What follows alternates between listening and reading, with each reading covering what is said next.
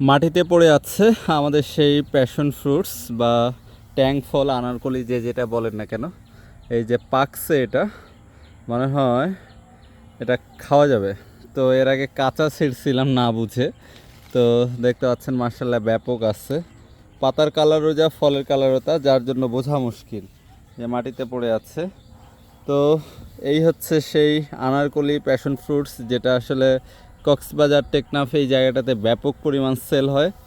এই যে পাকতেছে, এই যে দেখেন পাকছে, এই যে হাত না দেওয়ার সাথেই ছিঁড়ে যাচ্ছে, তার মানে এগুলো যথেষ্ট পরিপক্ক হয়েছে।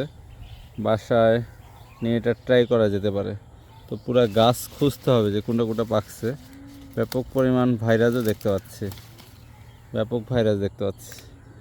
তো এগুলো হচ্ছে জানি না কতটুকু পরিপক্ক হয়েছে, বাসায় নিয়ে যাওয়ার পর আসলে বোঝা যাবে এটা খাওয়ার মতো হয়েছে কি না।